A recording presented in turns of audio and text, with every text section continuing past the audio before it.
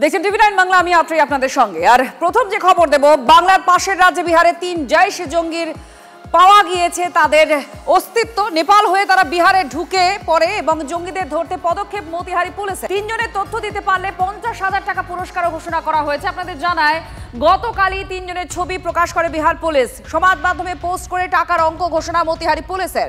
৩ জঙ্গির পাকিস্তানি পাসপোর্টের তথ্যও প্রকাশ করেছে মতিহারি পুলিশ।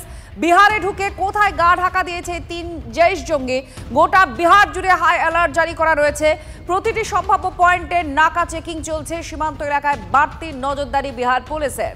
সুশোভন আমাদের প্রতিনিধি আমাদের সঙ্গে রয়েছেন। সুশোভন, গতকালই ৩ জনের ছবি প্রকাশ করা হয় এবং প্রত্যেকেই পাকিস্তানি। ঠিক এখনো পর্যন্ত কি কি যে তৎপরতার কথা আমরা দর্শকদের বললাম, এছাড়াও আর কি কি করা হচ্ছে? কারণ বিহারের পাশেই তো আমাদের রাজ্য।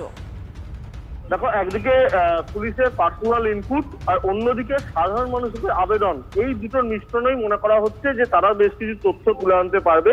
এবং তুমি জানো যে সাধারণ মানুষের কাছে আবেদন করা হয়েছে যে এই যে জঙ্গি, তাদের সম্পর্কে কোনো তথ্য থাকলে নিকটবর্তী থানায় দেওয়ার জন্য, এমনকি ৩ জনের সম্পর্কে তথ্য দিতে বলে ৫০,০০০ টাকা পুরস্কার পর্যন্ত ঘোষণা করা হয়েছে। সেই জায়গা থেকে কিন্তু